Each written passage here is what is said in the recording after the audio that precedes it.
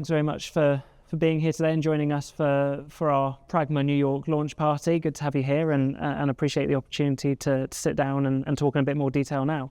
Yeah, appreciate the invite, and congratulations to you guys. Absolutely. Well, maybe just to start up, obviously we've seen a lot of change in recent months, a new administration coming in.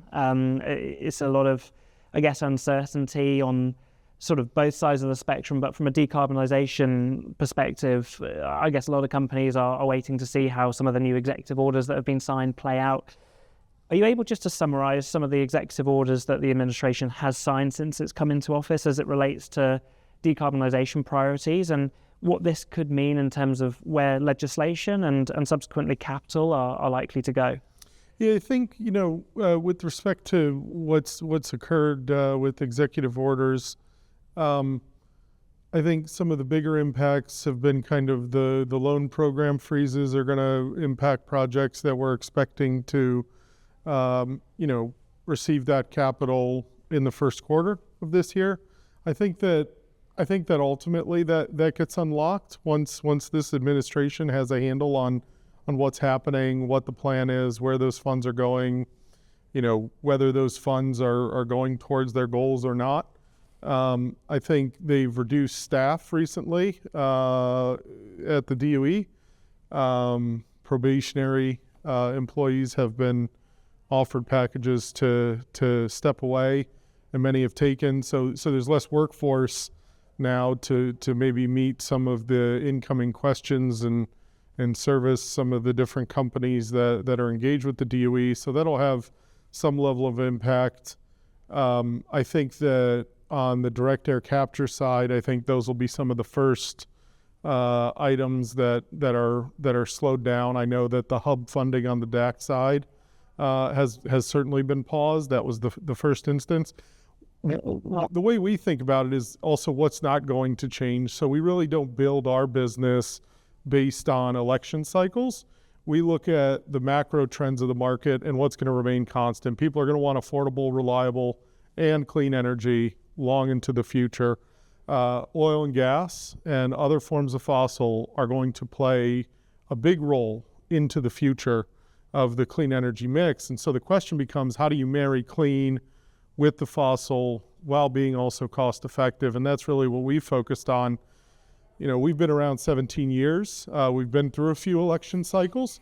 What I don't think is going to change is I don't think 45Q is going to be negatively impacted. There was maybe 2 weeks ago, there was a bill introduced to actually increase the value of 45Q, and that could obviously be helpful. And I think in the mission of more energy, which this administration has put forth, I think, on the CO2 front, EOR obviously yields more energy. And so I don't see that coming under attack much. And for us as an organization, I think, and this is true for other carbon capture companies as well, but on the front end of all our systems is incoming various fossil fuel sources. We've just changed the way we burn those fuels.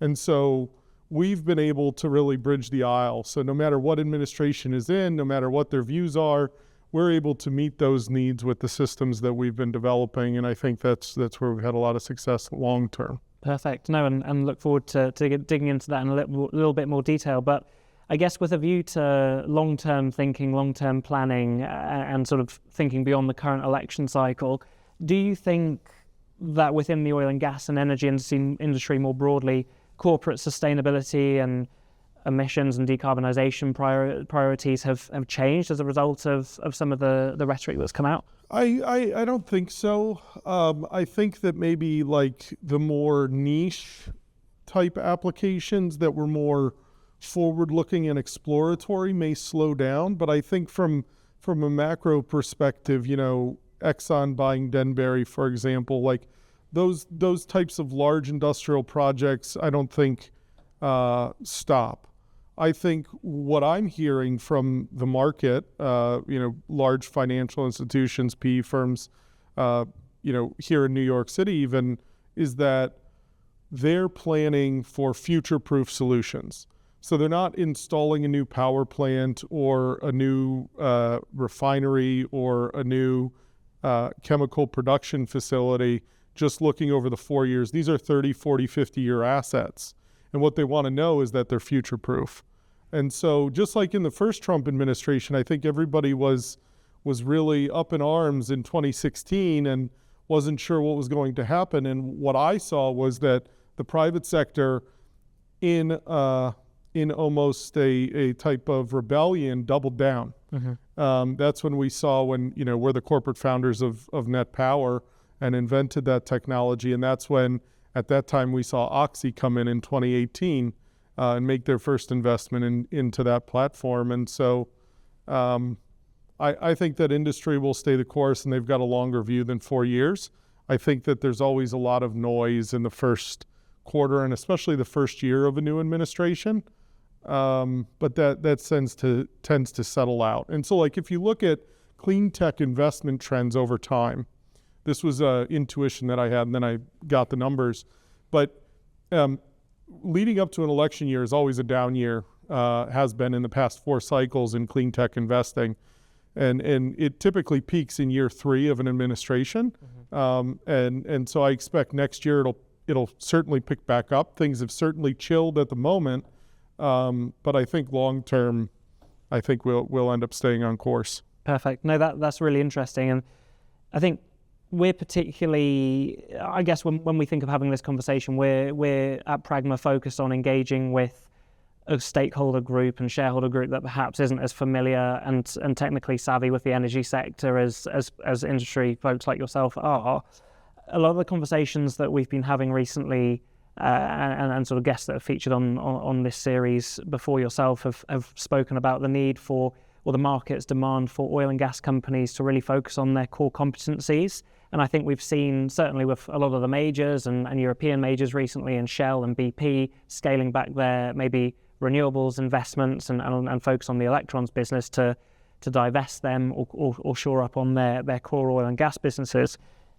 Obviously, there's a need for these companies to continue to show their commitment to decarbonisation while prioritising core oil and gas businesses. I want to pick your brain on sort of opportunities in clean hydrogen, CCS, direct air capture. How do these fall into the industries and these companies' core competencies, and how are these companies positioned to take advantage of these opportunities and working with groups like yourselves to achieve those goals?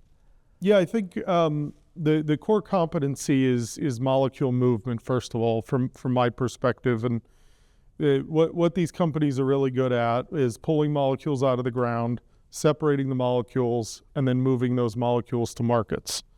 That core competency can be directly translated to the movement, storage, or utilization of CO2. So I think that core competency directly translates. On the electron side, I think what becomes interesting is a lot of these, and this is probably obvious, but a lot of these oil and gas companies are fuel providers for power generation. Entering the renewable space, you talked about BP and Shell kind of slowing down or exiting positions in renewables, but at the same time, we've now seen Chevron and Exxon step up in a big way and say, no, we want to supply electrons, but we want those electrons produced from our fuel, and we're gonna work to do that as energy efficiently and cleanly as possible with natural gas combined cycle. And so you see, Engine One and GE and Chevron getting together on that agreement, and then Exxon more broadly, I think, keeping their options open, starting to look at power generation as well. And so I think that core competency makes a ton of sense to leverage. They know where the molecules are going, and perhaps they can get a greater margin per molecule by converting it into an electron. Yeah, it's almost as if the power generation applications are a new kind of refinery maybe for them, where they're converting a natural gas molecule into a new product, new commodity. Fantastic. And you obviously alluded to Net Power earlier. Can you just, again, appealing to a more generalist audience, just describe this technology? And could you just elaborate on how this partnership, this technology, is positioned within your broader strategy to address growing demand for sustainable power solutions in light of global population growth, obviously all the power demand growth that's anticipated to come online with AI? How does that fit into the picture, and how do we meet that sort of demand growth while doing it in a sort of environmentally sustainable or responsible way?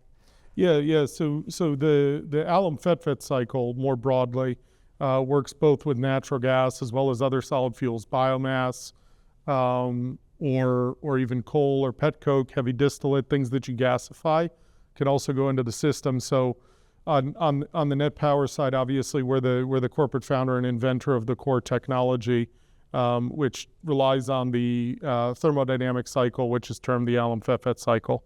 And so Net Power is a public entity now. We remain a very supportive shareholder, and they've partnered with Baker Hughes on the turbine development. And so that's all going very well. And obviously that kind of firm, flexible, reliable power that also happens to be very clean, near zero emissions, is obviously very attractive, I would think, to the large tech companies. But what we're also finding with 8 Rivers having retained all the rights to the solid fuel-based version of that cycle, the alum fet cycle with solid fuels, things like coal, heavy distillate, pet coke, biomass, we can achieve negative emissions power generation using biomass in the system. And so we've partnered with Siemens Energy now to bring that next generation alum fet cycle to the market. And so we've been making a lot of progress with Siemens. We've signed a MOU with Pacific Corp, and we have a hyperscaler that's expressed interest in procuring 100% of the power from our Pacific Corp project. And so we're making good progress on that. Amazing. Sounds exciting. We'll look forward to following that progress. And I think looking at hydrogen as well, obviously the launch of 8RH2 ultra low program sort of signals your move to disrupt the hydrogen market. What are the unique capabilities of 8RH2 and how do you plan to scale this technology? Yeah, so the thing is, we looked at the alum fet cycle, which uses CO2 as this working fluid to produce power, and we said, well, what if you took out the turbine and you replaced that with a reformer? So instead of doing work and heat transfer, what if you just did heat transfer to drive a reforming reaction? And so that's really where 8RH2 was born from, and it benefits from the fact that we don't need as high of pressures as we need, say, for our power cycle to produce the hydrogen through the reformer. And the benefits are that we're able to achieve $1 kilogram hydrogen with the lowest carbon intensity of any blue hydrogen technology on the market. We've purchased 160 acres in Port Arthur. We've started our feed with Fluor. We've gotten about 70% of the way through that. We're now negotiating offtake of CO2 from the project. That'll be about 1.4 million tons. And then also discussing various ammonia offtakes with counterparties, because ultimately that hydrogen will go into an ammonia loop. We've partnered with Casale, who does ammonia loop technology, and they would provide the ammonia loop to that project. They would also, well, they have designed and would supply what's called the CO2 convective reformer. So if you think of like an ATR in a typical SMR kind of application, that is functionally our reformer, where we have hot CO2 flowing around the catalyst bed and ultimately reforming the methane and steam into hydrogen. That's one way, and then so that's the first implementation of that technology. And then to really scale it, we look at partnering with, different entities that are interested in hydrogen. Hydrogen might be not the majors in the industrial gas space, but have interest in industrial gases and maybe don't have a zero emissions hydrogen offering yet, and really leveraging their industry knowledge to really scale it globally. Okay, no, that's super interesting. And I want to come back to a point you made earlier, which is around obviously 45Q tax credits. You obviously recently joined other members of the Carbon Capture Coalition in an advocacy letter to Congress emphasizing the need to maintain the 45Q tax credit. How are these policy incentives, particularly the 45Q tax credit, influencing your strategies, and specifically how is this advocacy shaping your blue hydrogen project at Port Arthur, which aims to transform the grey hydrogen market? Yeah, so the 45Q is important for us primarily for the first of a kinds. So in the first deployments of these technologies, the first one is always going to be a bit more expensive than the nth of a kind. And what 45Q does is it allows the first of a kind to actually be as profitable as conventional unabated systems. And so that's really what we look to 45Q. Longer term, I think we're able to operate with a pure market-based approach and compete with unabated systems long term. That's how we've designed our systems, is that once we've deployed a few of them, that suddenly they become cost competitive with unabated systems. We rely on 45Q for our Port Arthur project, certainly, and we made sure as we were designing that project to not test its economic viability with 45V, because 45V is the hydrogen tax credit. We didn't want to have reliance on that due to the fact that guidance hadn't come out. Guidance has now come out. We think that there are some workable aspects of that, but nonetheless, with just 45Q, the Cormorant project in Port Arthur is able to be viable. Fantastic. And I guess how do you expect the reduction in direct air capture credit costs to enhance the attractiveness and the utility of some of your technologies, and sort of how might a price drop influence global markets for DAC technologies, and what role the sort of your organization play in spearheading a lot of these developments and changes? So on the direct air capture side, we also have a direct air capture technology. We've just finished our pilot facility in Alabama. That's up and running. And we recently closed a first investment into calcite for that specific technology. I think, 45Q with respect to the direct air capture credit is quite critical to allow that technology to really stand up. I mean, carbon capture has had now many decades in technology development, and things have started coming down the cost curve such that 45Q at the $60 and $85 a ton range can aid in the economic viability of those projects, especially the first of a kinds, where direct air capture really needs the larger tax credit in 45Q in order to help it stand up, because it's really a synthetic market. It's a synthetic product that's been created, and until a fuller market forms around that, I think that those credits become more and more important. Okay, no, that's super interesting, and I think scaling technologies are certainly sort of the conversations that we have with different investor groups. Obviously, there's a degree of risk that people need to take on with new or unproven technologies, and often sort of it requires different capital providers to come to the table, work together to spread that risk across them.